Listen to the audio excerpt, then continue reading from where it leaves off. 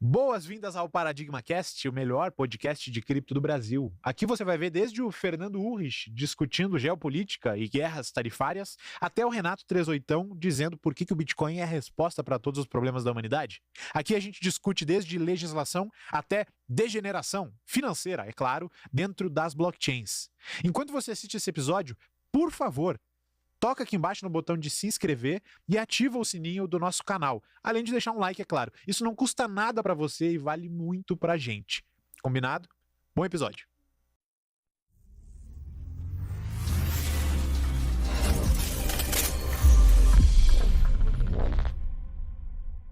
Boas-vindas a mais um episódio do Paradigma Cast. Eu, o host de vocês, sou o Felipe Santana e o convidado de hoje é um amigo de longa data que provavelmente já vai fazer daqui a alguns anos, uma década, que eu o conheço e que já trafegou por áreas bastante distintas desse universo de cripto. Conhece bastante do funcionamento dos modelos de negócio das exchanges, das stablecoins e até de fintechs tradicionais, como ele vai nos contar. Com muita honra, a gente recebe aqui hoje o JP Oliveira, da NoxPay. Tudo bom, JP? Tudo bom, Felipe? Uma honra Seja estar aqui, bem-vindo. cara. Sou espectador assíduo aqui do podcast. E, pô, vocês, como Paradigma, acho que são os produtores de conteúdo no Brasil que eu mais curto, assim, e é uma honra estar aqui com vocês. Que bom. Fico muito feliz que você tenha aceitado o convite. Vou começar com uma pergunta inusitada, mais micro, e depois a gente vai abrindo para entender a sua big picture. Qual foi o dia mais maluco que tu já viveu em cripto? Teve alguns, mas Top 1. de bate-pronto, assim, 12 de março de 2020. É mesmo? 12 de março de 2020. Tem até uma matéria que o Cláudio, do Portal do Bitcoin, fez lá.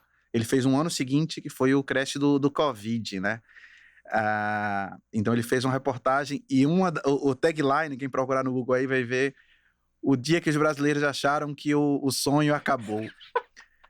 Você achou que o sonho acabou nesse dia? Então, não, é porque virou um meme interno, porque um trader nosso lá, um trader da empresa, o Lucas Bassotto, a gente, cara, tudo sendo liquidado, o maior crash da história de Bitcoin. Recentemente, né, a gente teve até um crash grande nominalmente, mas percentualmente foi irrisório, né? No 12 de março lá de 2020, a gente teve uma queda de mais de 50% no dia e, de fato, achou-se que o Bitcoin iria morrer, as exchanges pararam de funcionar, a infraestrutura não funcionou. E aí, no meio do caos ali, os clientes perdendo dinheiro, operação ali, margem, não conseguia transferir margem de uma corretora para outra. A gente tinha uma série de operações complexas que tanto as corretoras quanto as redes pararam de funcionar. E aí, esse trader liga lá, ele estava no Rio, ele falou, João, o sonho acabou, viu? Porra, a gente, sabe, assim, apostando em cripto, a vida em cripto. E aí, isso lembra que foi no começo da pandemia, né? Então, cripto faz 5 anos, né? Cripto não estava consolidado como era agora. E aí o Lucas ligou para mim com essa história, o sonho acabou. E aí virou meme depois e tal. A gente zoou ele. Ele me ligou quase chorando, assim, preocupado. Ele não gosta que eu conte essa história, não. Aí é a primeira que você conta, né? Óbvio. Mas tu realmente achou que tivesse a chance de ter acabado nesse dia ou é uma hipérbole isso aí? Não, acabado não ia acabar não, mas foi um momento de maior estresse, como trade de cripto, assim, como operação, como infraestrutura. Muito estresse, muito maior do que o estresse que eu tive, por exemplo, no crash da FTX, que era uma operação que eu tinha muita exposição, tá? Minha empresa, perdemos alguns milhões de dólares lá no crash da FTX. Foi de muito estresse, mas nada perto do 12 de março de 2020. Então, naquela época, assim, foi... Nossa, o negócio tá feio. Não sei o que é que vai acontecer. Foi a única vez que eu pensei que a gente pudesse ter um crash estrutural nos mercados associados a Bitcoin, mas não que o Bitcoin ia acabar. Não, o Bitcoin é indestrutível, né? Blockchain acho que é a força mais poderosa, assim, já criada pelo ser humano. Eu vou querer recapitular cada um desses eventos, tenho bastante curiosidade. Nesse de 2020, foi uma sexta-feira, se eu não me engano, ou uma terça? Não, foi terça ou quarta, provavelmente terça. No Corona, né? Foi. Eu lembro que no escritório onde eu trabalhava, eu já tinha ouvido muitas vezes, eu também já contei essa história algumas vezes, já tinha ouvido várias vezes que as histórias de pessoas que vomitavam em situações extremas no mercado e sempre achei que fosse um exagero e tal. E nesse dia foi a primeira vez que eu vi que não é exagero, realmente acontece. Então, a gente vai recapitular esses momentos. Mas antes, para quem não te conhece pouco, JP, quem é João Paulo Oliveira na fila do pão? De onde é que você veio? Onde é que você nasceu? O que você estudou? Como é que você chegou até aqui hoje? Na fila do pão, boa palavra. Na fila do pão somos só mais um, né? Mas eu sou de Recife, né? Tenho 38 anos, sou formado em ciência da computação, tenho mestrado também na área. Trabalhei bastante na minha formação acadêmica com computação paralela, distribuída, inteligência artificial. E eu fui um precursor de cripto, né? Acho que foi um dos poucos brasileiros que entrou em cripto pela tecnologia, né? A grande maioria entrou... Foi o meme aí na tela, editor, do indiano com as correntes de ouro. Eu entrei apaixonado pelo aquele tecnicismo que Bitcoin representava, o problema dos generais bizantinos e como Satoshi criou uma solução ótima ali para resolver um problema de computação teórica. E eu fiquei fascinado pelaquilo porque eu entendia, porra, codava, baixava código, lia, peguei o Bitcoin pelo white paper mesmo. E na nossa época, quando a gente entrou, não tinha referência, não tinha para quem aprender, não tinha fonte confiável assim. E você tinha que ir no detalhe, né? Foi uma coisa que a gente fez. Assim, você na sua trajetória, eu na minha, mas você não tinha para quem ensinar, não tinha para quem aprender. E eu me apaixonei pelo assunto, estava muito empolgado em empreender com cripto, comecei minha trajetória assim. Nesse meio do caminho, eu consegui uma bolsa para estudar na Singularity University, que é um think tank de pensamento futurismo, a disrupção, como é que o mundo vai mudar, a inteligência artificial. E passei lá 4 meses dentro da NASA, morava dentro da NASA, jogava futebol com astronauta, uma experiência muda a vida, assim. E eu voltei assim, certo? Cara, eu vou investir o resto da minha vida em cripto. Quando eu chamo você pra jogar bola, você diz que não joga, né, eu sou safado? Cara, não jogo, não tenho talento, Peguei cara. no pulo. Eu não tenho talento, assim, eu sou ruim, sou descoordenado. Tô de sacanagem contigo. Mas, enfim, e aí eu saí picado ali pelo vírus da inovação. E assim, e aí ao mesmo tempo eu tinha uma trajetória por recém-formado, com conhecimento acadêmico alto, mas conheço nada da vida, nada de mercados, nada de finanças. Como que tu conseguiu essa bolsa? Só por curiosidade, pra quem tiver interesse. Cara, eu tinha um projeto de inteligência artificial que eu fazia tradução de português para língua de sinais. Então eu lancei o primeiro software no Brasil. Eu codei a maior parte, trabalhava com modelo de linguagem natural, algoritmo de tradução raiz mesmo. Quando? 2000 e... Eu trabalhei nesse projeto no Prodef 2009 a 2012, mais ou menos. 2012 a 2012.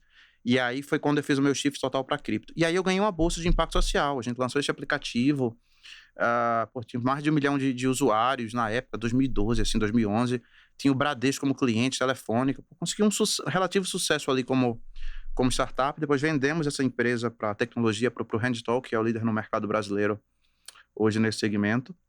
E aí eu acabei ganhando um prêmio de impacto social por uma faculdade aqui de São Paulo, que financiou minha bolsa, chamada FIAP. E aí, quando eu voltei para o Brasil, dei o primeiro curso de Bitcoin no Brasil na FIAP. Aí eu organizei lá o curso, até depois levei um caixa eletrônico para lá, que era do Safiri, né? O Safiri tinha uma empresa lá que ele era cuidava, ele falou dessa história aqui, e aí eu acabei levando lá, ficaram sem espaço, traz para a FIAP aqui, deixei lá na faculdade, foi um case bacana de inovação. Mas nessa trajetória de iniciante lá de cripto, o que é que eu vou empreender? E aí eu fiquei com um desafio, assim, porque como eu te falei, conhecia, ou não conhecia, mas eu tinha capacidade de aprender muito sobre Bitcoin, e assim, quando eu digo Bitcoin, é o protocolo, no detalhe, entender a criptografia de curva elíptica, como é que funciona a multiplicação, como era tal coisa, assim, naquela época, a gente tinha que entender as coisas num grau de profundidade que hoje é um pouco desnecessário. E era isso, eu escovava bit lá, entendia tudo, mas eu queria montar um negócio, eu queria empreender com cripto, porque eu acreditava na transformação que iria acontecer. E eu vi alguém explicando lá uma tese, olha, você quer ganhar dinheiro com o Brasil, com transformação digital, né? Era o termo da época. Você tinha que, pegar o que está dando certo nos Estados Unidos e tropicalizar, fazer aqui no Brasil, né? É o que muitas empresas que hoje são sucesso fizeram. E aí eu olhava para o mercado americano, tinha Coinbase, líder lá em exchange, e tinha um concorrente da Coinbase que era o BitPay, que tentava criar infraestrutura de pagamentos com cripto, para as pessoas, com cripto não, né? Com Bitcoin. Só existia Bitcoin na época. Na prática, não existia Litecoin, outras coisas, mas era irrelevante. Eu pus no Brasil, a gente já tem o mercado Bitcoin aqui que é líder, então eu vou fazer o primeiro gateway de pagamento. Então eu lancei uma startup chamada PagCoin, que foi o primeiro gateway de pagamento voltado para e-commerces, que permitia que qualquer e-commerce aceitasse Bitcoin, a gente pagava o e-commerce em real, né? E era a tese lá que o BitPay estava tentando fazer globalmente. Pô, vamos tropicalizar e vamos tentar montar esse negócio aqui no Brasil. E aí, fizemos um trabalho até legal, uma plataforma bem bonitinha, bem bacana, comercial, comecei a falar falei com mais de 1.000 e-commerce, a maioria queria colocar. Queria? Por incrível, porque ele não tinha custo, né? Era um meio de pagamento adicional. Ele podia falar, aceita o Bitcoin lá, embora ninguém soubesse que era Bitcoin. Mas o que não acontecia é que ninguém queria pagar, ninguém pagava. Mas você cobrava upfront, obviamente. Como era seu modelo de negócio? Não, o modelo de pagamento, geralmente você cobra um valor transacionado, né? Você cobra ali 1% do volume que passa. Só que não adiantava um e-commerce colocar a nosso checkout de pagamento com cripto se eu não tinha usuário pagando. Então a empresa não monetizava. E aí, em uns 6 meses de trabalho, a gente viu que o modelo de negócio não ia funcionar, né? Até hoje é irrisório o volume de pagamento feito com Bitcoin para economia real. Você até tem um nicho específico ali, servidor, algum nicho, tem um game ali, pode ter alguma relevância, mas para e-commerce como um todo, ninguém usa Bitcoin. E hoje, acho que é consenso que o Bitcoin não é moeda para pagamento. Na época, 2003, essas teses ainda era discutida, ainda era aceita, né? A real natureza do Bitcoin. E aí tem um monte de tese que a gente pode discutir aqui em retrospectiva, mas a que venceu foi o Ouro Digital, né? Tu acha que teria sido melhor se fosse o contrário? Melhor em qual sentido? Primeiro, é o que é, né? Quando o Bitcoin surgiu, né? E a gente tinha uma tecnologia maravilhosa, mas essa tecnologia está resolvendo qual problema? Será que a gente está resolvendo pagamento global sem custo? Porque na época o Bitcoin não tinha nem fee de rede. Então era infinitas transações sem custo. Será que a gente está resolvendo o problema de mover dinheiro do ponto A para o ponto B, without no pay no IA lá, feito o Milton Friedman ensinou pra gente? Qual é o problema que a gente estava resolvendo? Enfim, o mercado aceitou a tese do ouro digital. E o Bitcoin cresceu muito nessa tese e as outras teses morreram. Então, enfim, outra coisa que a gente vai comentar aí, como o stablecoin pegou parte desse papel, mas aí o interessante, retomando para a história, foi que eu apostei nessa primeira tese, o negócio obviamente não deu certo, e aí eu comecei a viver dando aula, comecei a dar curso de Bitcoin, dava curso, era bem legal, era o único curso que tinha no Brasil em 2013, 2014, e aí tinha 2 alunos meus lá do curso que estavam começando um exchange, que foi a Foxbit, né? Então tava o Guto e Canhada, queriam começar a exchange, eles já faziam P2P, já faziam trade, se juntaram com o Rodrigo Souza lá, que montou uma tecnologia da Blink Trade, e eles, chegaram, JP, a gente quer lançar essa exchange aqui, eu vi lá 2 moleques, não sei, vamos ver. E eu já tinha tomado um ferro tentando empreender em cripto, já tinha o mercado Bitcoin. Mas você chegou a tomar um ferro ou foi só fechou a empresa? Não foi, principalmente para os volumes depois, foi nada irrisório, mas né, era o dinheirinho que eu tinha ali, né, era o que eu ganhei lá da minha outra empresa, da empresa Acessibilidade, que gerava um caixazinho para mim, eu investia nessas outras ventures, mas financeiramente não era nada que impressionasse. Mas estava apanhando do mercado, né? É frustrante isso, você tentar acreditar em Bitcoin, querer levar, evangelizar, levar a palavra do Satoshi, e só porrada, né? O bear market de 2013, 2014, 2015 foi muito duro, né? Foi muito duro, porque você era tratado como piada, literalmente. Muito pior do que os últimos recentes agora. Esquece. O bear market agora, você perdeu dinheiro ali, você chora ali um pouquinho e tal, mas... Você continua indo jantar com a sua família, sem ter vergonha de aparecer. Exato. Naquele tempo, e você pegou essa fase também, eu tinha vergonha muitas vezes de falar de Bitcoin. Se eu fosse num local, falar de Bitcoin, as pessoas iam achar que eu tava querendo dar algum golpe em alguém, ou era um malandro, um esperto, dinheiro de mentira. Então tinha esse estigma, né, nas primeiras gerações. Mas, e aí, dando continuidade da história, o moleque lá era um gênio, o Guto lá era um monstro de usabilidade, experiência, conseguiu criar um insumozinho ali de comunidade na Foxbit, e quando viu que os meninos fizeram, porra, beleza, entro aí, aceito entrar com vocês, e entrei sócio lá no comecinho da empresa, e a gente pegou um período de explosão, né, porque aí a gente saiu de um período difícil lá, 2014, 2015, a gente pegou de Bitcoin a $100 lá, até, esquece, acho que até $10.000 mais ou menos, pegamos uma alta lá de 100 vezes, e pra corretora foi maravilhoso, né. Então, eu entrei na empresa lá, a empresa faturava R$5.000 no mês. Já existia total. a empresa? Já, era muito no comecinho, mas já tinha Foxbit. Eles tinham registrado marca, eles tinham começado, mas eu entrei na empresa, a empresa tinha tipo R$5.000 de receita por mês, saí com a empresa fazendo 5 milhões no mês. Então, e a gente dominava o Brasil na época, né? Era 70%, 75% do volume. Então, foi uma fase maravilhosa, assim, a primeira vez que eu ganhei dinheiro, assim, de verdade, né? Tinha pego porque eu comecei a acumular Bitcoin, que o nosso salário era em Bitcoin. Então, o meu salário, sei lá, tinha ajuda de custo de, sei lá, R$3.000 na época, assim, que dava 5 Bitcoins. Então, meu salário era, tipo, 5 Bitcoins por mês. E a empresa toda se mudou para São Paulo, a gente morava numa casa aqui no Brooklyn, São Paulo, e a empresa pagava tudo, né? Então, eu pagava meu aluguel, pagava minha vida, minha rotina, eu ficava só juntando lá 5 Bitcoins todo mês. Hoje seria R$3 milhões por mês. Isso aí. Só que aí meu salário foi diminuindo em Bitcoin, né? Porque o Bitcoin ia subindo. Aí, pô, agora é 4 Bitcoins, agora é 3 Bitcoins, 2,5. E aí foi isso, mas eu só acumulava. Passei anos. E vocês moravam juntos? Morava junto. Os 4 sócios da Foxbit moravam junto numa casa, aqui no Brooklyn. E era isso. Casa, literalmente uma casa? Assim? Não, era um apartamento. Era um apartamento. Pegamos um escritório pertinho num coworking, uma salinha minúscula, menor que esse.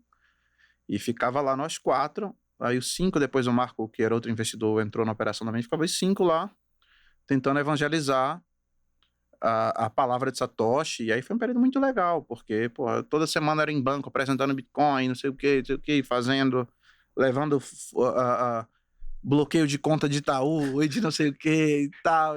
E foi bem legal. A gente conectou com muita fintech na época, muito com o ecossistema de inovação e espalhando a palavra de cripto como futuro de finanças.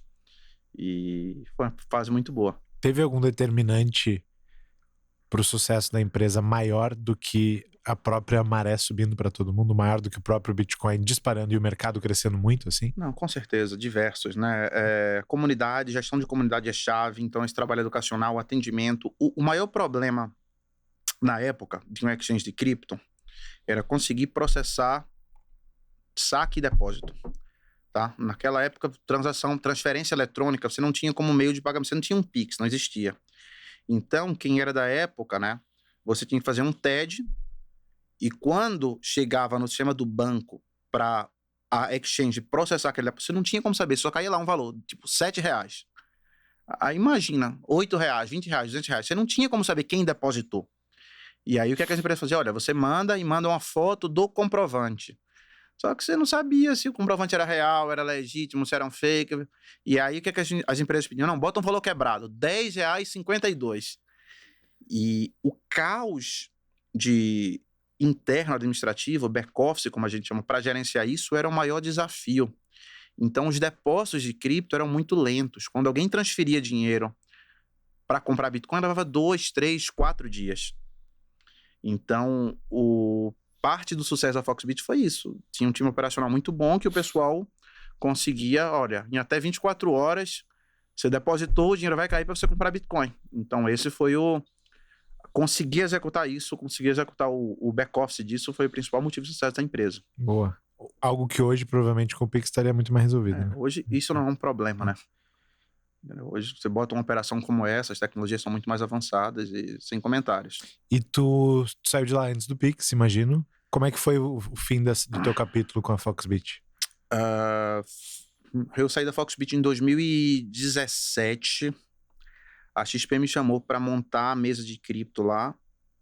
E eu aceitei o desafio de, putz, assim, tava um desafio. Pô, tava numa startup muito legal, com potencial de mudar o Brasil ali, empresa voando super bem.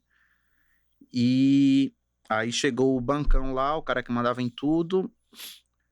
Chegou e, olha, JP, a gente quer uma... A gente procurou alguém, não tem ninguém no Brasil que tenha o know-how de cripto, de exchange que você tem. A gente entende que você pode ajudar a gente a fazer um projeto assim. A XP me vendeu o que eles imaginavam que poderia ser o mercado cripto. Me fizeram um convite bem promissor, assim.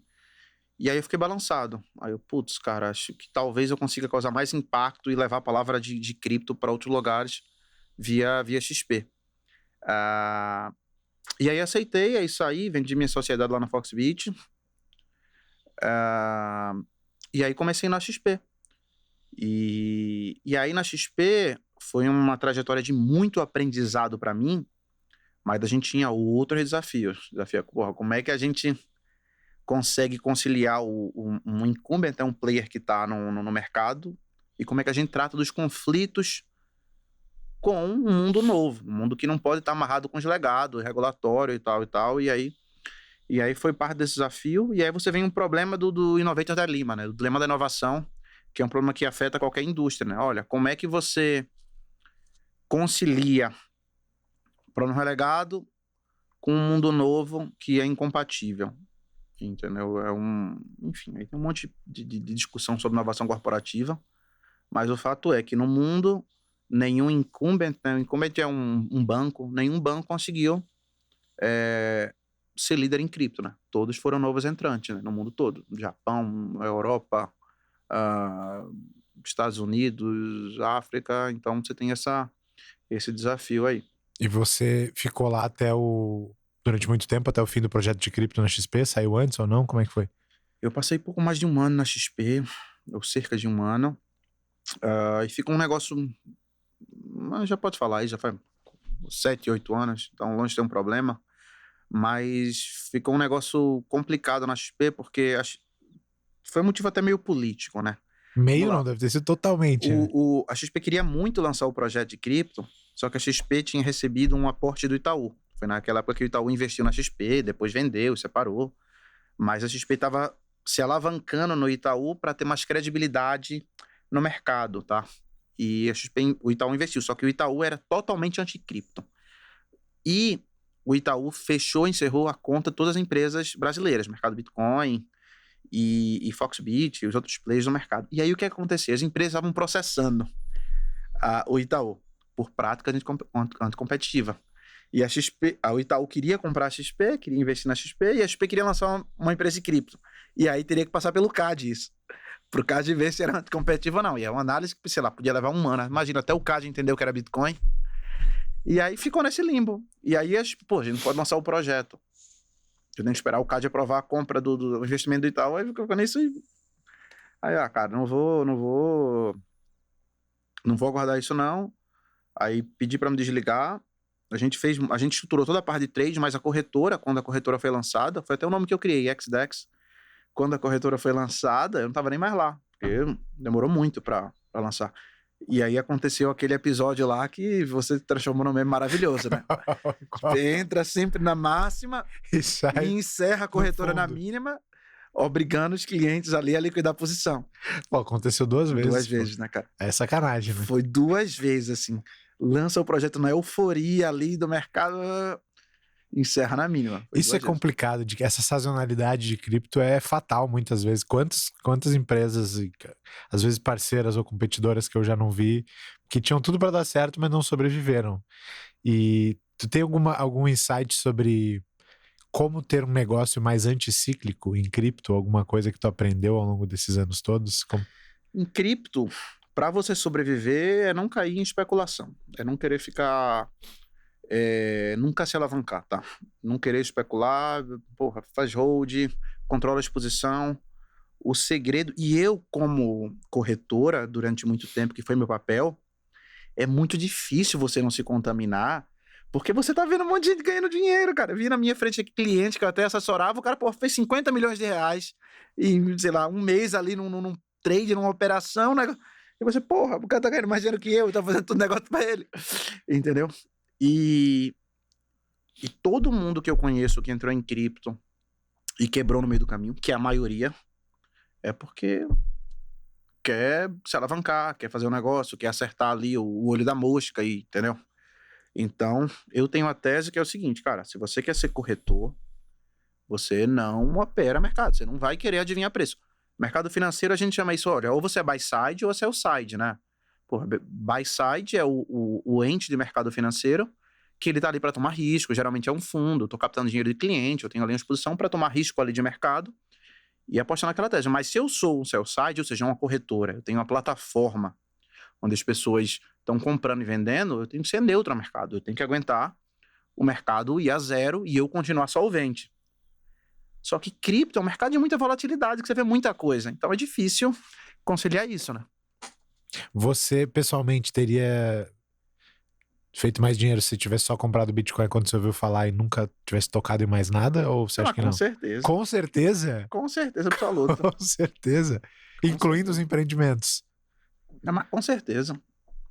Com certeza. Olha, a Nox, quando eu comecei a Nox com 35 bitcoins. Tá? Foi 35 bitcoins com a Nox. A Nox, ela começou, né? A gente tem mais de uma empresa hoje associada, mas a Nox começou com um asset proprietário. Então, comecei com 30 bitcoins. Só para fazer o gancho, isso foi depois que você saiu da XP, Foi então? depois que saí da XP, depois que acabou meu não-compete, a XP me pediu para assinar um acordo lá de não competição, passei um ano afastado do mercado, sem poder trabalhar e tal, porque a gente tinha muito segredo de negócio, muita estratégia. Eu passei um ano fora, e aí depois eu comecei a Nox. Então, comecei a Nox com 35 bitcoins. Foi um pouquinho mais. 35 bitcoins. Na época, não dava R$1 milhão. Entendeu? Não, os 35 bitcoins. Não dava R$1 milhão.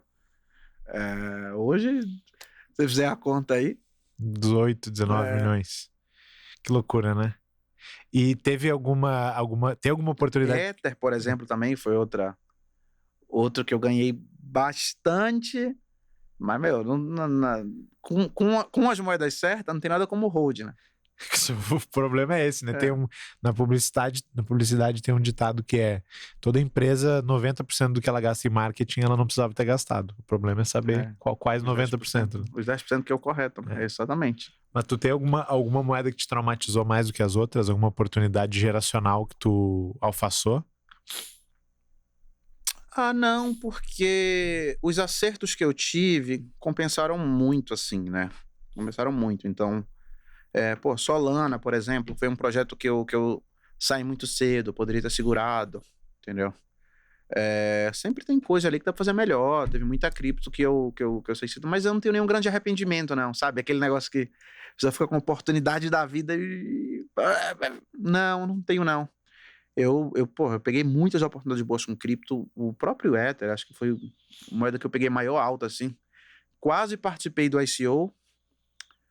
Fiquei e tal, lá em 2014, né? O ICO do Ether. E eu lembro até hoje. Você depositava um Bitcoin. Bitcoin devia estar uns $100, 150, mas era um Bitcoin e valia 2.000 Ethers. E eu acompanhei o ICO, assim, acompanhava o Ether, li o Yellow Paper lá, logo quando saiu. Por que você não entrou? Faltou um impulso? Porque eu não tinha, na época, eu sempre fui um cara muito tecnologia, a gente tá falando de 2014. Eu não tinha cabeça de especulação, de mercado. Até vindo lá de Nordeste, em cultura de mercado financeiro, a gente até achava meio feio isso assim, sabe? Você vem com a cabeça Nunca tive uma cultura de finanças. Fui aprendendo depois, fui aprendendo quando entrei na comunidade. Própria especulação é uma palavra que tem um viés negativo para a maioria das pessoas. Hoje eu não acho, eu acho maravilhoso, né? Especular vem do grego, expectare, de alguém que está olhando, está atento, está vendo as coisas. Então, especulação feita de forma com os valores adequados é uma virtude, né? É uma virtude. Claro que o excesso ou coisas antiéticas ali podem... eu quero distância disso, mas assim, saber especular de forma prudente é bom. E eu não tinha essa cabeça. Nunca que eu pensei que, vou investir. Nunca passou nem pela minha cabeça entrar no ICO do Ether, mas eu acompanhava, olhava tudo, lia, tava lá. E é engraçado essa história porque... E aí você lembra disso, né? O Ether teve o IPO, era 1 Bitcoin para 2.000 Ethers. Foi um baita sucesso. O ICO, o Ether talvez tenha sido 30 centavos ou 10 centavos de dólar, o preço inicial. Rapidinho o Ether bateu $10. E aí a gente teve uma das maiores crises da história, que foi o DDAO, né? Que aí virou o Ether, Ethereum Classic e tal. Mas aí nessa história o Ether colapsou. Teve lá a polêmica do Deloitte Decode, se volta ou não. Mas aí o Ether caiu para menos de $1 no meio do crash. E aí foi quando eu comprei uma posição de Ether. Na crise do DDAO. Foi na crise do DDAO. Olha só. Comprei uma posição, né, abaixo de $1 e vendi a mais de $4.000. Foi o meu maior ganho, assim. Acho que deve ter feito uns 3, 4.000%. Vezes, né? 3, 4 mil vezes. Vai ser difícil você encontrar. 3, 4 mil vezes. Isso aí. Foi de $1, 2. Preço médio foi mais. Deve ter sido uns $10, que eu fui aumentando a posição. 10, $15. Meu preço médio de Ether. Mas comprei uma bag expressiva hoje, não na época, abaixo de $1. Você vendo, vai ser difícil aparecer outra oportunidade dessa. E eu só vendi isso em 2021. Foi quando eu liquidei esses Ethers, tipo, perto do topo. E por quê? Vendeu por quê? Eu vendi porque ficou um volume de dinheiro que já estava me fazendo mal. Eu já não dormia, já não... Ser holder, cara, é a coisa mais difícil do mundo.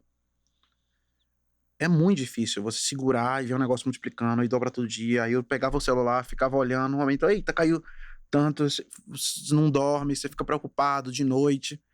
Ser holder, então assim, eu acredito muito em investimento responsável. Porra, você tem que ter uma exposição adequada. Você consegue. Você não tá conseguindo dormir, você tá preocupado, tá errado. Então, tá fazendo mal. Então, reduzir a exposição. Eu vendi, depois já comprei, continuo acreditando muito Ether. A Ether vai bater $10.000, não tenho dúvida.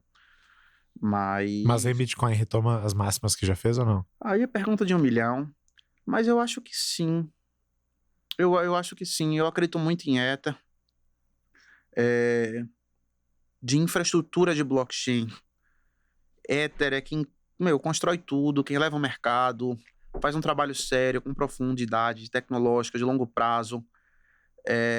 A maioria das tecnologias relevantes de cripto que foram testadas, tirando Bitcoin, né? Assim, foi a Ethereum Foundation e associados que criou. Então, sim, eu acho que é possível. Não cravaria, a Ether é a nova máxima de Bitcoin. É difícil falar isso, enfim, tem muita variável aí. É que como investidor é o que importa, né? O custo de oportunidade de quem tá em cripto é ter o Bitcoin ali, né?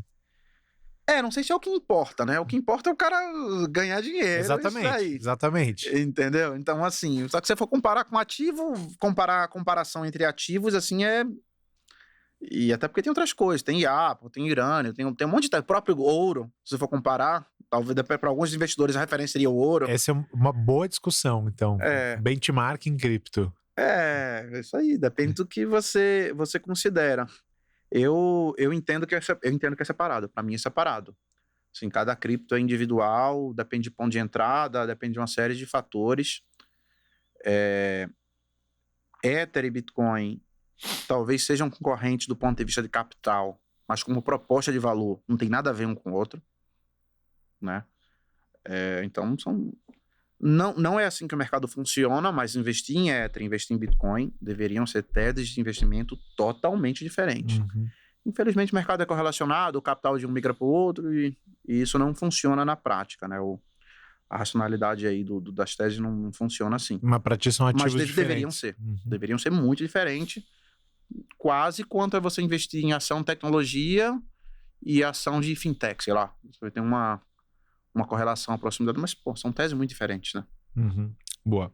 Dando uns passos atrás, no começo tu contou sobre alguns momentos tensos no mercado. A quebra da FTX, o Corona Tuesday e semana passada agora que teve uma liquidação histórica. Queria que tu recapitulasse para quem não estava aqui brevemente como é que foi cada uma dessas três. Acho que a primeira foi a do Corona. A primeira que a gente falou, na verdade, do ponto de vista cronológico, foi o DDAO, né? Foi o DDAO, exatamente, bem antes. Foi o DDAO. Mas é que não foi tão mercado todo chocado assim, né? Como não, cara? É? A dúvida era se o blockchain ia continuar existindo. Mas a blockchain é do Ethereum. Tudo bem, não era o blockchain do Bitcoin. Mas chocou muito o mercado. Sim, não, foi muito grande para Ethereum, foi existencial. Tipo, 30% dos tokens de Ethereum foi roubado, né? Deu um reverte no blockchain. Então, assim, foi muito grande percentualmente para o mercado, mas financeiramente, em capitalização, o maior que teve foi essa recente aí, né? Dos 20 bilhões de dólares. Todo o mercado cripto, somado tal, não dava 20 bilhões de dólares na época. Enfim, eu sofri pouco, até porque tinha pouco patrimônio no DDAO. Mas você tinha colocado um dinheirinho lá? No DDAO eu tinha comprado. O DDAO, salvo engano, eu entrei no ICO. Eu entrei no ICO do DDAO, acompanhava. E o DDAO só, retomando, o Ethereum ele se propõe a ser uma plataforma, né, para construir aplicações.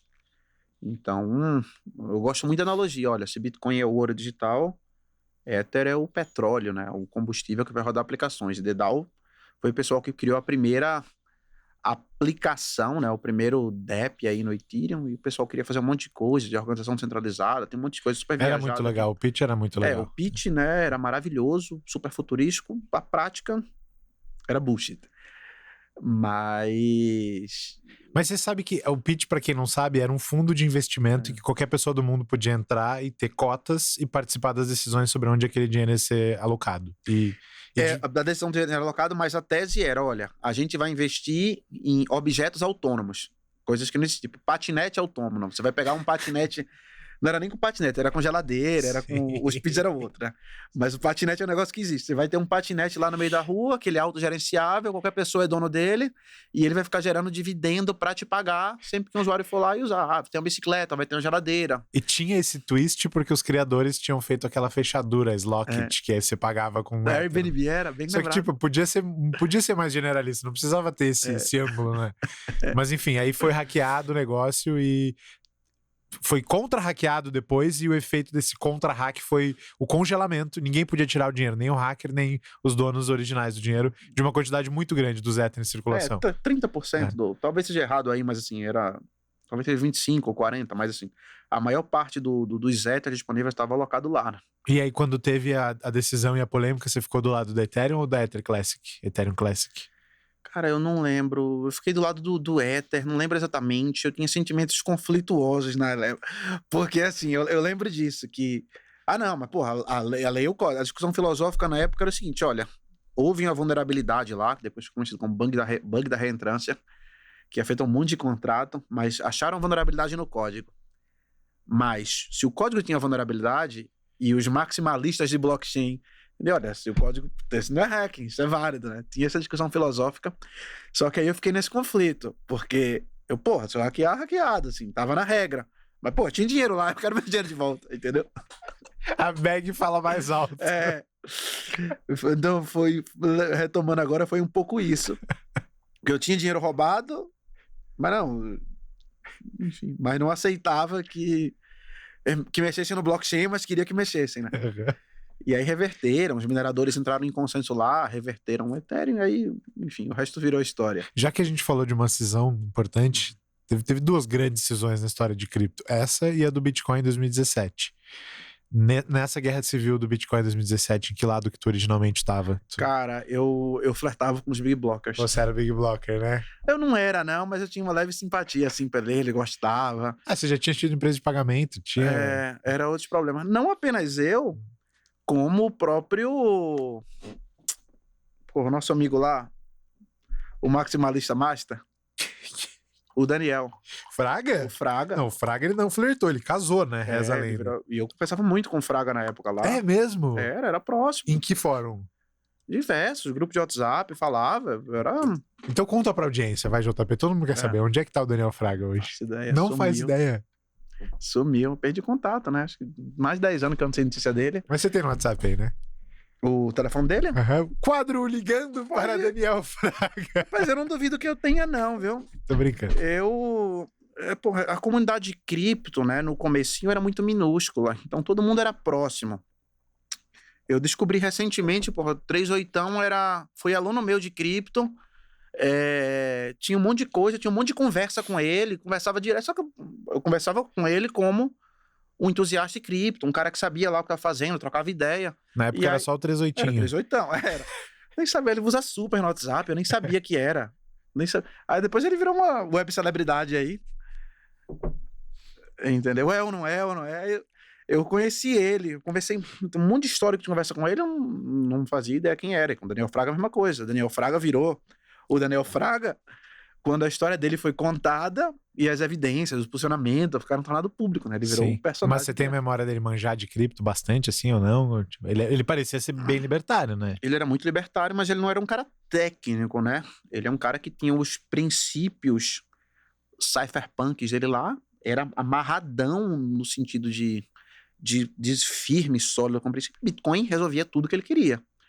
Então ele era o cara que ele falava coisas e eu não acreditava. Bullshitagem, né? Tudo vira verdade. Você postou recentemente um print dele aí falando, volte daqui a 10 anos. Volte daqui a 10 anos. Tem vários comentários desses, né? Então ele era um cara, e eu acreditava muito na tecnologia, mas eu não tinha esse viés. Não, Bitcoin vai bater $1 bilhão, vai bater não sei o quê. Eu não, eu achava, essa tecnologia é muito legal, isso aqui é único no mundo, isso aqui pode ajudar isso. Não tinha uma visão tão clara do número, né? Não conseguia ter, não conseguia. E engraçado, quando eu dava aula, eu falava dos números, assim. Das projeções, Eu falava de projeção, não, se isso acontecer, o Bitcoin... Tem um slide, eu vou mostrar aí, você bota na edição. Pode valer $1 milhão. Se a Argentina começar a usar Bitcoin vai bater $1.000. Se não sei o que isso, não sei o que. Eu não tinha uma projeção que dava $100 mil. Nos cenários, né? 1% das offshores começarem a usar. Então tinha uma que dava $100 mil. E é uma tese conhecida lá. Posso revisar lá qual era. Mas o que você está querendo dizer é que mesmo os mais otimistas, os que mais estavam dentro da tecnologia, não chutavam tão alto assim, é isso? De tecnologia, ninguém. Quem chutava muito alto eram os libertários. O Fraga no Brasil, acho que foi o meu representante. No mundo, o próprio Roger Ver. Mas tanto que, acho que Andrés Antonopoulos, que para mim foi o maior educador de Bitcoin da história, um belo dia lá, ele botou um Twitter, coitado, não tinha $1 milhão de Bitcoin. É louco, né? Entendeu? Você tá falando do maior educador. O cara que... O que ele gerou de riqueza para as pessoas, né? Ensinou o que era Bitcoin, o cara conseguia uma capacidade de síntese, de explicar, de fazer... O cara foi o maior... Acho que a história esqueceu um pouco ele. Hoje ele não é um player tão relevante no mercado mais. Ele quis ser esquecido um pouco também. Talvez. Não. É porque acho que o mercado cresceu tanto, teve tantos outros... E o discurso dele, educacional, que era um discurso muito inovador, acho que não teve espaço para ser renovado. Mas ele foi o maior de todos. E era um cara que... o Bitcoin doação por pena da comunidade. Como é que o cara é tão relevante? Não tem patrimônio em cripto, entendeu? Sim. Às vezes... E aí, quem veio do viés da tecnologia tem um pouco essa limitação de cabeça. Só que aí, quando eu entendi, que é finanças, como é que funciona, como é que você pode... isso é muito melhor que tecnologia. E aí eu virei a chave, né? Hoje eu sou um cara zero tecnologia, muito finança, muito trade, muito operação. Tu caiu em alguma das grandes históricas pirâmides que tiveram na nossa terra Brasílias? Caí em uma chamada FTX. Que eu não sabia que era uma pirâmide. Eu sempre fui ativamente assim, sempre foi um negócio que me irritou muito, essas pirâmides, porque violava todos os meus valores, né? E eu sempre fui um cara muito sólido nos meus valores de cripto.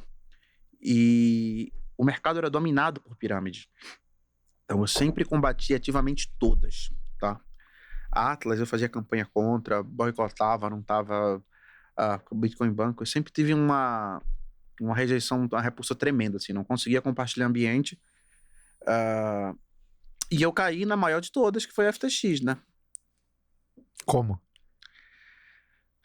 Pirâmide, com anos e anos de cripto, né? Pirâmide, ele é um negócio muito... Ele é muito complexo, porque ele é direcionada para a audiência. Então, por exemplo, sei lá, você pegava... A maioria das pirâmides são pra gente sem noção nenhuma de finanças, e o cara bota um discurso lá e vende na confiança. A Atlas foi uma pirâmide no Brasil que ela conseguiu ser uma pirâmide que ela atacou os holders. Então, ela se promovia com os valores de holders. Então ela criava uma marca, criou uma comunicação e se identificou. A FTX, ela foi uma pirâmide voltada para os traders. Então ele tinha a melhor tecnologia de liquidação do mundo, que ninguém tinha. Depois descobriu que não existia nada, era uma planilha, mas ele tinha uma engine de risco. Porra, eu sou trader apaixonado por derivativo, pago um pau absurdo pra Arthur Haas, quando criou o primeiro contrato perpétuo do mundo, sabe? Arthur Haas, pra mim, é um cara que tá num patamar ali, Satoshi, Vitalik e Arthur, entendeu? Então eu pago um pau absurdo pra história de como os contratos perpétuos foram criados. E aí chega um moleque, 19 anos, que ele cria a melhor tecnologia, a melhor engine de risco de derivativos do mundo. Você coloca qualquer ativo, ele calcula a margem na hora, funciona. Aí tinha o melhor fund, tinha a melhor tecnologia, só que não tinha nada. Um negócio que ninguém nunca conseguia criar. Porra, a Binance não tinha, a BitMEX não tinha, e o discurso era um outro. Não, a gente só usa Bitcoin, cuidado com a entrada e saída. E ele não, ele, em teoria, resolveu todos os problemas, só que não resolveu problema nenhum, era tudo mentira. E eu caí, era uma coisa que eu queria acreditar, né? Eu queria acreditar que era verdade. Nunca pensei que pudesse ser uma fraude, enquanto em retrospectiva é óbvio que era. A partir de quando? A partir de quando... Que era óbvio. Porque que nem você falou, a exchange era boa, funcionava perfeitamente. Não, mas não funcionava. Não funcionava. Ele vendia uma engine de risco que ele não tinha. Sim, mas a partir de quando que isso ficou claro? Não, só ficou claro depois, no julgamento. Na época não faltou diligência, faltou senso crítico. Eu sou um cara que sou muito crítico. Se eu me fala um negócio, eu não vou acreditar. Eu vou duvidar 3 vezes, eu vou pegar uma evidência, eu não acredito em nada. Eu caí na FTX, caí na fraude, sim. E foi um baque? Foi pesado ali ou não? Foi bem pesado. E já recebeu de volta ou não? Cara, recebemos de volta, mas recebi com Bitcoin a 18 mil dólares, né? Porra, mais 50 Bitcoins lá, então... Entendeu? Ether, tinha muito Solana, tinha muita cripto. E eu usava muito a FTX porque... assim, eu sou apaixonado por trading, por instrumento financeiro, mas, pô, eu não gosto de gráfico. Eu sei que tem uma quantidade de gráfico muito grande, mas acho que o cara que olha para gráfico achando que vai adivinhar preço, eu não acredito nisso. Para mim é astrologia, isso aí. Eu gosto muito de operação de arbitragem, algumas operações de trading específicas. E eu tinha, pô, 40% do capital de empresa, de cliente na FTX, né?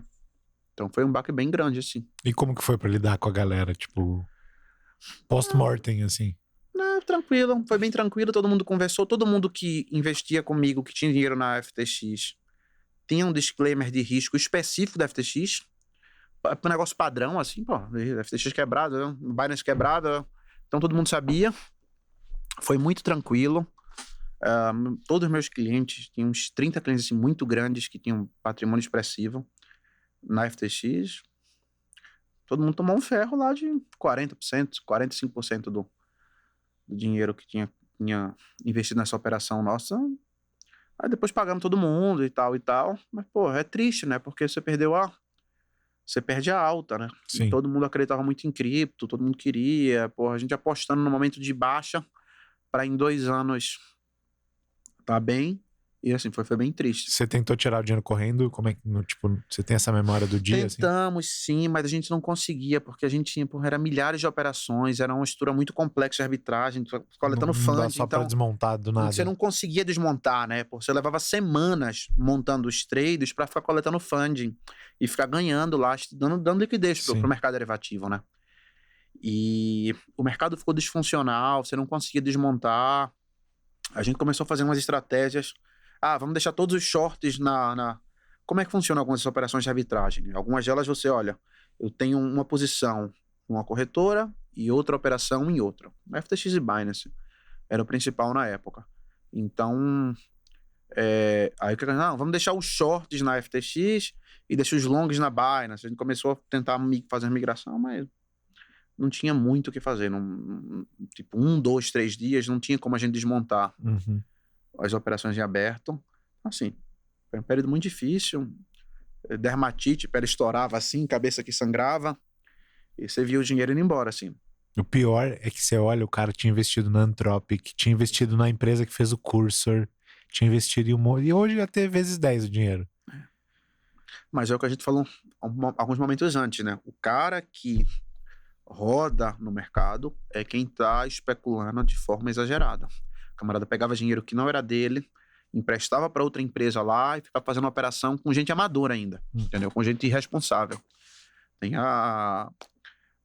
como chama a menina? A Caroline Nelson lá. Não, a gente entende que stop não são instrumentos adequados para gestão de risco e não sei o quê. Entendeu? E, porra, a mina de 20 anos que, porra, inteligentezinha pra resolver fórmula de Bhaskara, talvez. Mas não sabe de porra nenhuma do mundo real. Assim como o próprio Sam, o próprio SBF.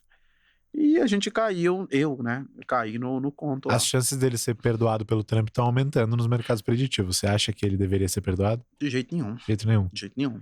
Como é que consegue movimentar o tabuleiro político mesmo preso, mesmo depois de tudo que fez, cara? Deve ter deixado muito dinheiro guardado, né? Ele deve ter, né? Não tem como. Ele tem que ser preso. Assim, é diferente de Arthur Reis, de Cisís, que cometeram crimes do ponto de vista regulatório ali, mas sempre sem dolo, né? Então, o Arthur Reis, né, já citei aqui, foi fundador da BitMEX, para mim o cara mais importante da história na criação do instrumento financeiro em cripto. Ele lançou a primeira exchange, onde você só depositava Bitcoin e conseguia operar lá dentro. Então, ele foi condenado por lavagem de dinheiro, porque ele não identificava usuários e tal. Mas, pô, não é um negócio que a pessoa tem dolo, tem intenção. O CZ foi a mesma coisa. Na necessidade de construir um negócio, na competitividade, o cara relaxa ali um controle, faz um negócio. E, pô, é uma falha grave, não tô passando a mão, mas é um negócio sem intenção, entendeu? Você não tá. Já o CZ, não. O SBF, ele roubou dinheiro, comprou casa, comprou não sei o quê, ele cometeu um crime financeiro muito grave e não tem sentido perdão, né? E eu vou espetar um ponto sensível, já que você falou também do Arthur Reis, aquela história de run the stops of the plebs to pay my new Lambo. Aí essa parte já seria mais cinzenta, né? Isso aí é bandidagem, né? Picaretagem. Isso aí é... Mas ele não foi condenado por isso, né? Sim. Foi condenado por outras coisas. Por que tu acha ele tão... Conta pra galera que não entende a dimensão da importância dos contratos perpétuos futuros. Assim, o maior mercado financeiro do mundo é um negócio chamado derivativos. O que são derivativos? Derivativos são contratos, tá? Então, a economia global, por exemplo, ela é muito menor do que o mercado de derivativos. Isso é louco, tá? Isso é contraintuitivo. A primeira vez que eu entendi isso, fiquei travado, assim, tipo entender Bitcoin. Olha, o volume de contratos financeiros negociados é muitas vezes maior, 10, 30 vezes maior do que a economia global. Por quê? Porque esses instrumentos derivativos são instrumentos, se não são bem usados, são bem complexos e tal e tal. E o principal instrumento derivativo que existe no mundo é um negócio chamado contratos futuros, um negócio que é usado desde começo na Grécia, já se tinha alguns tipos de contrato futuro, depois foi formalizado, estandardizado desde lá da Holanda e tal, com as bolsas modernas. Não, quando você vê mini dólar, mini índice, não sei quem já ouviu isso, são contratos futuros, os contratos mais negociados da Bolsa Brasileira. E os contratos futuros funcionam de uma forma. Então, teve um economista chamado Robert Shiller, vencedor do Prêmio Nobel, que em 1990 ele escreveu um white paper, usando o termo Bitcoin, que ele escreveu, olha, os contratos futuros, eles poderiam ser melhor se eles não tiverem data, funciona assim, você cria um mecanismo assim, e ele criou um mecanismo de equilíbrio, de incentivo de mercado, onde você tinha um instrumento melhor do que tudo que funcionava no mundo. Só que, o sistema financeiro do mundo todo já funcionava com os contratos futuros com data de expiração, já funcionavam. E esse Robert Shiller escreveu esse artigo, e aí o Arthur Reis entendeu aquilo, ele trabalhava já em Hong Kong com derivativos, olha, a gente pode criar uma empresa que qualquer pessoa deposita Bitcoin, você usa Bitcoin como margin, consegue fazer esses contratos perpétuos que tinham um modelo teórico, mas nunca tinham sido feito no mundo, e o cara criou tudo hoje, cara, que domina. O mundo cripto, ele funciona assim, né? Quantos por cento do volume hoje está em perpétuos, por exemplo, versus spot, versus... não vou ter o dado assim, mas é mais da metade. Maior, 10 vezes maior, 50 vezes maior, assim, é muito maior. 10 vezes é pouco, muito mais de 10 vezes. Então, o cara criou um instrumento que domina o mundo cripto hoje, e cedo ou tarde, as bolsas globais vão utilizar esse instrumento, vão matar o contrato futuro com data de expiração. É só uma questão de inércia regulatória, assim. Inércia regulatória, legado tecnológico, cultura de mercado.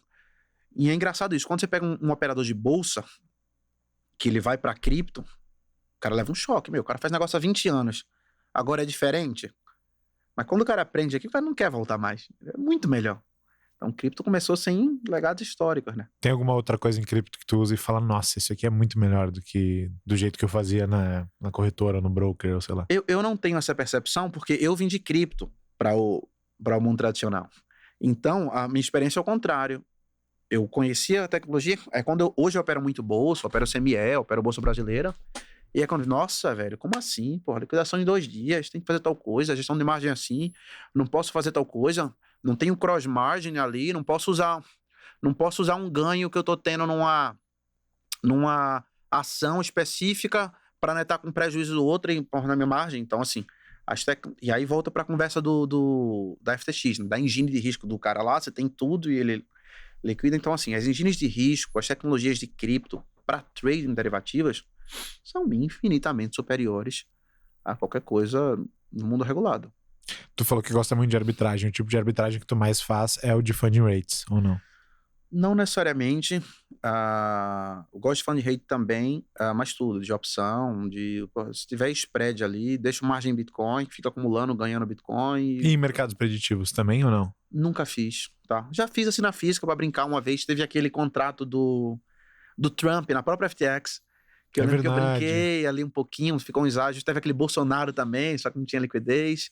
Não, eu não opero mercados preditivos, não. Tenho curiosidade, preciso aprender, preciso olhar, mas é fora do meu hoje. Tá crescendo pra caramba, né? E vai crescer mais, né?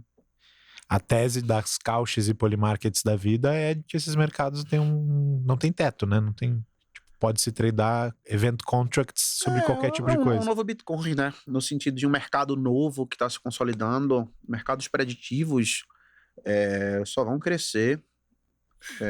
Acredito muito, assim. Como mercado, empreenderia nisso daí, acho legal, mas eu não opero. Não opero porque tem que dar atenção, ver dados e tal e tal. Justo. Muito bueno. Acho que a gente pode puxar o ping-pong final. Na verdade, eu até gostaria de ter ouvido mais sobre os grandes crashes do mercado, mas a gente tá com o tempo mais limitado hoje, então vai ficar pra próxima. Só pra a gente terminar essa discussão. Então tu falou que o do Corona foi o pior de todos, o da FTX tu rememorou também, deu pra ver que foi bem dramático, não foi nada fácil de superar, e o dessa semana passada, então foi um piscar de olhos, não foi nada. Pra mim não foi nada. Embora nominalmente... Se não é... E assim, eu conheço muita gente que teve prejuízos absurdos assim e tal, é sempre triste ver um amigo perdendo dinheiro, mas é porque eu tava fazendo alguma coisa muito errada, assim, né? Ou estava muito alavancado, ou estava com uma exposição incorreta em ativo que às vezes o cara não sabe, não tem noção de risco, né? E parte do problema que acontece aí é que muitas vezes investidores novos e muito novos conseguem ganhar muito dinheiro com cripto. O cara vê um projetinho ali, vê o negócio faz 50 vezes, mas assim, se o negócio subiu 50 vezes, quando você trabalha com risco de mercado financeiro, você só olha para a volatilidade. Se o negócio subiu 50 vezes, a cabeça tem que ser que ele pode cair igual. Entendeu? Assim, a probabilidade de cair é maior do que se ele não tivesse subido. E a percepção do investidor, quando ele vê um ativo subindo muito, é ele ficar eufórico e ele continuar apostando, aumentar a posição. Ou o camarada fazer uma marcação ao mercado. O que é marcação ao mercado? Como a gente estava fazendo a conta de 20 bilhões de liquidados, né? 20 bilhões de dólares ou de reais, não lembro o dado aí, foram liquidados nesse... Mas, cara, esses 20 bilhões nunca existiram. Você está fazendo uma conta de marcação ao mercado, pegando o Bitcoin no melhor preço possível e colocando no menor, entendeu? Então, quando investidores, pessoas físicas, estão gerenciando o patrimônio pessoal deles, eles fazem muito isso, né? Não, eu tenho 100 Ethers aqui, o Ether vale 3 mil dólares, então eu tenho esse dinheiro. Você não tem esse dinheiro, tá? Então é muito como você faz conta. Justo. E tu tem algum percentual da tua stack de Bitcoin que tu nunca vende? Ou tu é daquelas pessoas que opera ativa? Tem. E olhando pro percentual que tu vende, que tu trada, que tu opera ativamente, em que momento do ciclo a gente tá na tua leitura hoje em outubro de 2025? Eu já recomendei para todo mundo para ajustar a exposição. O que é ajustar a exposição? Tem um amigo pessoal, meu primo inclusive, investe comigo. O camarada foi juntando, rodou, quando viu que ela tava com, tipo, sei lá, 3 milhões de reais em cripto. Aí eu falando com ele assim, aí ele contando a história, porra, parabéns, porra, dinheiro pra caralho e tal, não, muito bom. Aí quanto dinheiro tem no banco? Não, tem 200 mil reais. Tipo assim, o cara tinha 90% do dinheiro dele, tava lá, e eu, cara, isso não se faz. Por mais que você acha que o Bitcoin vai subir, por mais que você acredite e tal, você tá com uma exposição inadequada pro seu patrimônio. Entendeu? Você precisa rebalancear isso, diminua a sua exposição. Porra, não precisa ter 3, fique com 1. Entendeu? E coloca as outras coisas. Então, assim, fundamentos de gestão de risco precisam ser aplicados, né? Não existe all-in, tá? Minha filosofia de investimento. Se a pessoa tá dando all-in, a pessoa fazer alguma coisa errada. Porra, qual a diferença em termos práticos entre você dar all-in e você colocar 70% do seu patrimônio? Em termos práticos, é muito pequena a diferença. Não tem. No sucesso, mas no fracasso é muito diferente. Então, a coisa boa de mercado financeiro é essa, a exposição, entendeu? Porra, você pode acreditar muito na moedinha nova que vai ser lançada assim, você não precisa dar all-in no negócio. Tá? E aí, os investidores novos, eles não sabem disso, normal, não tem como saber. A sua vida, só apanhando que você aprende certas coisas. E é isso com os colegas que mais ganham e mais perdem, né? Quando tem esses crashes. Bom, então tá na hora de ajustar a exposição. Pra Você mim quis tá. dizer que estamos em fim de ciclo. Eu acho que ajuste a exposição, porra, você tem 100 Bitcoin, cara, por que não transformar em 50? E tipo, é impossível saber quando tá no topo do ciclo, mas eu acredito que, porra, o Bitcoin não vai subir 10 vezes mais. Entendeu? No Talvez curto prazo. Não, sim, no direto. Nesse ciclo. Direto. Não vai subir 10 vezes direto, entendeu? Subir 2 já tá bom, né? Então, já estaria muito pela sua bom, cara, né? Pela sua cara, você já tem os seus palpites, né? Então, assim, porra, você tá falando de um ativo que, vamos assumir esse cenário, ele existe uma probabilidade aí, imagina, 50% do Bitcoin dobrar de preço. O correto é você ajustar, porque para ele cair 70%, 80%, 90%, entendeu? É possível também. Então, um ajuste de exposição, se você está com muita grana em cripto e pouca em outros ativos, tem que ajustar, tá? Eu vi um meme muito bom esses dias que era no Twitter assim, parece que todos os multicyclers, as pessoas que já estão há vários ciclos, estão na defensiva e todos os novos entrantes estão ultra mega empolgados. E aí aquela imagem dos sobreviventes em aviões, não sei se você conhece essa imagem do viés de sobrevivência, né? Viés de sobrevivência, tipo, é óbvio que os que já atravessaram vários ciclos estão defensivos. Você tem que olhar que não... Os caras que sobraram. Você tem que olhar pro tiro que você não vê. A metáfora é essa. Exato. Entendeu? Então, fica a dica aí, galera. Vão com calma, se cuidem. Vocês ainda têm muito tempo para construir riqueza e procurar vários 10x e 100x pelo caminho. Não precisam ser todos nesse ano, agora, para ontem. Vou puxar o ping-pong final aqui, pode ser? São 7 perguntinhas. A primeira é: wallet favorita? O wallet favorita.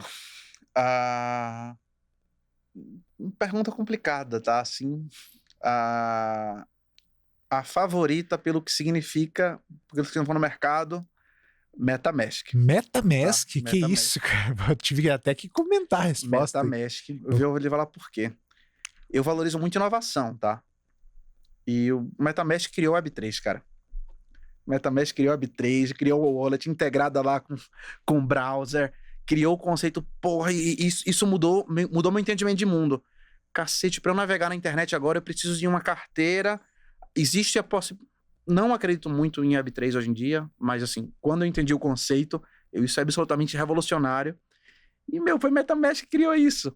Entendeu? Um wallet integrado no navegador, onde você navega, você se loga de forma anônima, transaciona.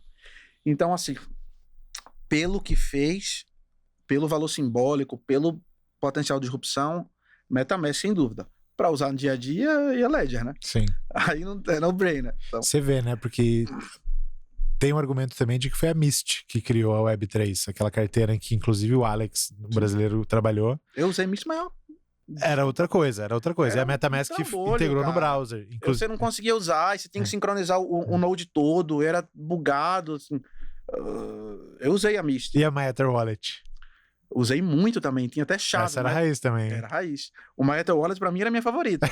Pra mim foi durante um tempo também. Eu tinha até... E o detalhe é que o MyEther Wallet, semana passada, eu resgatei um file deles. Deles lá. Não, e era chave privada. Você guardava chave privada de verdade, não era mnemônico. Não era mnemônico, então tinha chave privada, anotava lá, acho que era 64 dígitos, não tinha mnemônico. Mas MyEther Wallet, se for pelo aspecto saudosista, foi a que eu mais usei, a que eu mais gosto. Tá, mas eu fiquei curioso agora. Então, tu era empolgado com a ideia da Web3, que é essa ideia de tu carregar uma chave que tu leva pra qualquer lugar na internet e aí tu acessa as coisas na internet com um perfil que é teu, um cofre que é teu, né, em qualquer lugar. Autossoberania. Você tem autossoberania dos dados, controle total de tudo seu, não precisar se identificar. E por que tu desempolgou dessa ideia, fazendo parênteses aqui no ping-pong?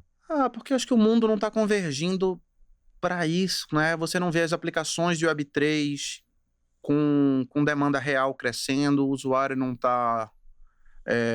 não tem ido... Eu acompanhei muitos conceitos revolucionários de Web3, mas eu não vejo nada assim, continuo sem ver furando a bolha com aplicação que faça sentido para as pessoas. Né? Aplicações financeiras, viés especulativo, próprio NFT, né? Eu nunca fui muito fã de NFT como investimento, não sou muito fã das coleções digitais, mas quando eu conheci NFT, isso é fodido. Eu comprei o NFT lá do... Puta, lá vem. CryptoKitties, o primeiro NFT. O gatinho? O gatinho. Acho que foi o único NFT que eu comprei, talvez. Não vale nada, não pegou essas altas todas e tal, mas eu tenho ele no MyEther Wallet, inclusive. Se fosse um mês antes ou depois, você tinha comprado um CryptoPunk. Acabou que comprou o gatinho, desgramento. Cara, foi CryptoPunk 2017? Foi, pô. Não lembrava. Mas eu nunca comprei um CryptoPunk. Porque eu comprei o gatinho lá pra entender, pra ver. Eu achei um negócio extremamente revolucionário NFT.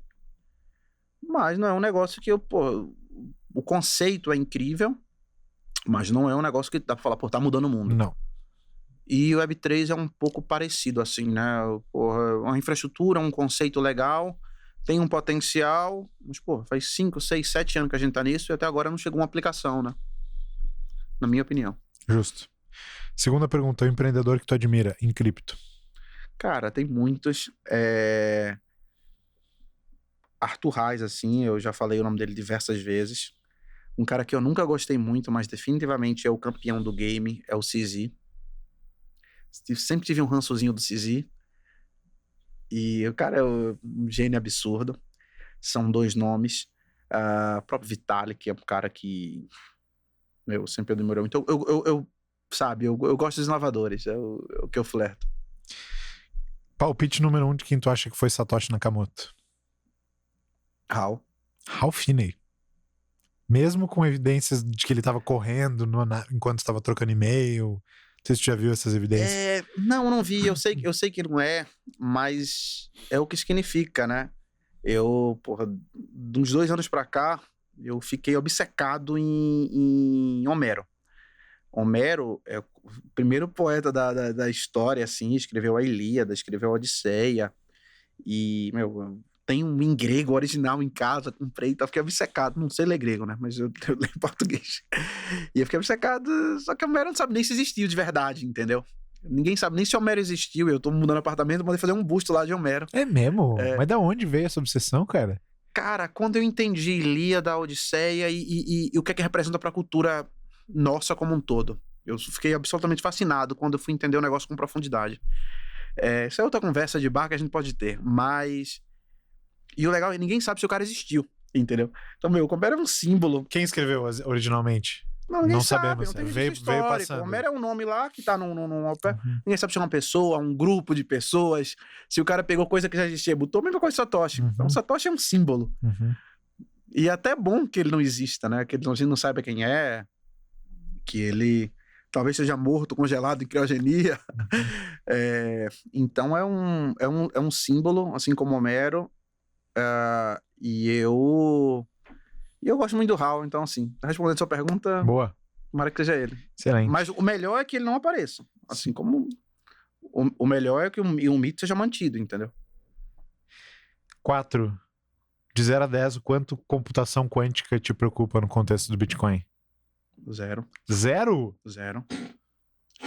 Zero, porque embora em algum momento computação quântica vá dar algum crash em cripto, a gente também sabe que tem algoritmos quânticos resistentes, já tem um monte de algoritmo testado aí.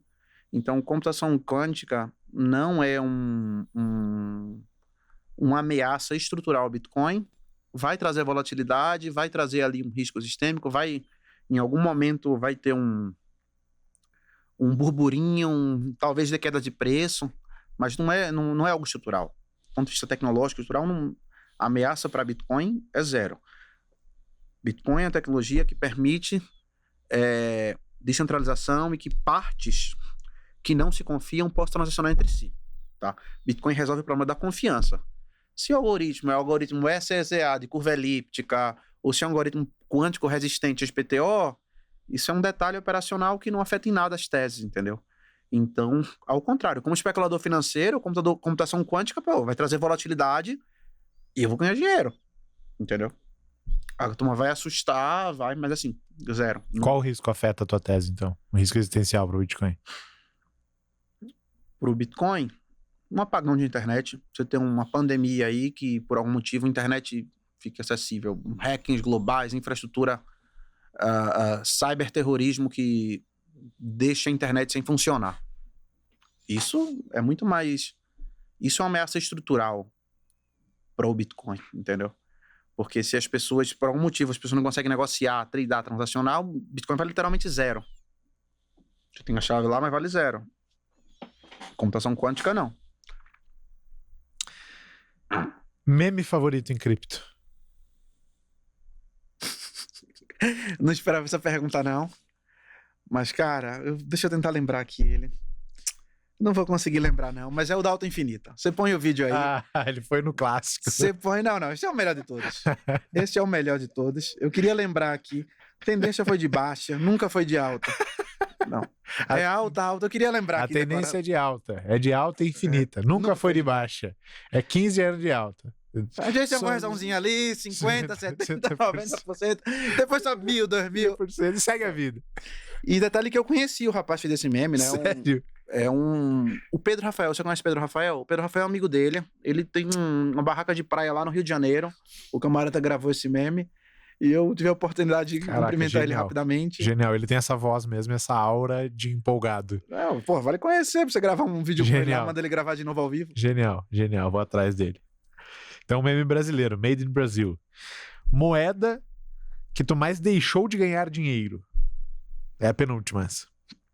Tantas. Deixar de ganhar dinheiro, tantas. Própria Uniswap, quantidade de moeda que eu entrei em ICO lá em 2017 que subiu. Mas de curto prazo, recente assim, Solana. Solana é um projeto que eu sempre acreditei muito, foi o único que eu levei a sério. Olha, um competidor do Ethereum, o único, né, que eu via como uma comunidade legal, fazendo coisas legais. E aí, quando deu crash pós-FTX, nossa, Solana é no-brainer pra mim. Acredito em Solana. Solana ficou desacreditado. As corretaras começaram a delistar e tal. E eu comprei uma posiçãozinha pequena lá, tipo a $6, $5. E não consegui aguentar até agora, até os 240 aí que bateu. Vende tudo, sei lá, 80. Quando chegou 80 lá, eu tava zerado. Fiz uns 10x aí com gosto bom já. Com gosto dele. Depois comprei mais, sei lá, 150, 160, mas recente foi esse. Justo. Última, uma coisa que tu gostaria de ter aprendido antes, que tu vai deixar pra galera aí. Gestão de risco e finanças. Acho que é a coisa mais importante, né? Uma que você controlar seus sentimentos, tá? Cripto é um mercado de volatilidade, a audiência que tá ouvindo a gente aí, talvez alguns sejam com dificuldade financeira agora, porque perdeu nessa crash, alguns sejam eufóricos porque ganhou dinheiro, tá? Então, controlar as emoções, saber isso, não se achar o cara quando tá acertando ali, e também não sentir merda quando você toma decisões erradas. Então, controlar as emoções é a coisa mais importante e você consegue controlar muito as emoções quando você faz gestão de risco adequada. Eu comentei aqui, por exemplo, que eu vendi meus Ethers porque eu estava fazendo mal. Eu tinha um patrimônio tão alto em relação ao meu patrimônio total em Ether que eu não conseguia dormir. Ficava lá, eu não tinha tranquilidade para ter o patrimônio em cripto. Então, eu tive que fazer um replanejamento de carteira. Entendeu? Então, meu conselho é as duas coisas: gestão de risco e autoconhecimento emocional. Como você se porta em cada situação. Oitava, só pra fechar aqui, olhando pro JP de 15 anos atrás, tu teria tomado mais risco ou menos risco do que tomou? Mais risco. Hein? Mais risco. Mais risco, porque o Bitcoin deu certo, né? Pô, perfeito. JP, onde é que o pessoal te encontra na internet e aprende mais sobre a Nox e palavras finais que tu quer deixar pra galera? Meu Instagram tá JPS Oliveira. Sempre posto uma coisinha ou outra de cripto por lá, uma coisa que a gente tá olhando. Tenho olhado muito aí recente Bitcoin Treasury Companies, tudo querendo encontrar teses específicas. Aliás, você conversou com o pessoal da Orange, né? Eu quero até ver. Tô procurando teses para operar Bitcoin Treasury Companies e arbitrar e tal. Eu vou postar lá no meu Instagram. J Oliveira, meu Twitter. Preciso ser mais ativo, é um puxão de orelha que eu tenho que me dar. E no momento de alta, no momento de mercado consolidado, é o momento que a gente tem que duvidar de tese, tá? A gente tem que acreditar em tese quando o mercado está desacreditado, em baixa. E agora é hora de... Eu já dei meu conselho aqui, olha... Gerencia a exposição, tá? Gerencia a exposição. Ether, pra mim, vai bater $10 mil. Mas, pô, eu tô diminuindo a exposição em Ether. Diminui, recente, entendeu? Diminui. Então, cuidado, galera. Eu não sei se é porque eu fui muito traumatizado, porque eu já vi muita gente ganhando muito dinheiro em cripto e depois quebrando, tá? Já conheci trocentas pessoas que não tinha nada, ficou com 10 milhões de reais e depois estava falido. Então, é muito triste ver isso. Então, assim, se eu puder dar um conselho para a audiência, galera, a cripto tem muita oportunidade. Talvez um mercado mais fácil de você ganhar dinheiro, se você estiver dentro, olhando, pesquisando, for ligeiro e conseguir lidar com excesso de informação que a gente tem no mundo. Se você tem essa habilidade, você vai conseguir ter algum sucesso em cripto. Mas, assim, preservar o patrimônio é tão importante quanto multiplicar, tá? Então, tenham boa gestão de risco, controlem bem suas emoções e sentimentos. Ficam aí, então, as palavras do JP para vocês. Eu sou o Felipe, vocês me encontram no Instagram em @FelipeTher, Felipeter, e também nos canais da Paradigma Education no Instagram, no Twitter e no YouTube. Se você ainda não é inscrito no nosso canal, toca aqui embaixo no botão de se inscrever, senta o dedão no botão do like também, que não custa nada para vocês e vale muito pra gente. Se gostou da conversa, encaminha para algum amigo e na semana que vem tem mais episódio. Câmbio, desligo, tchau!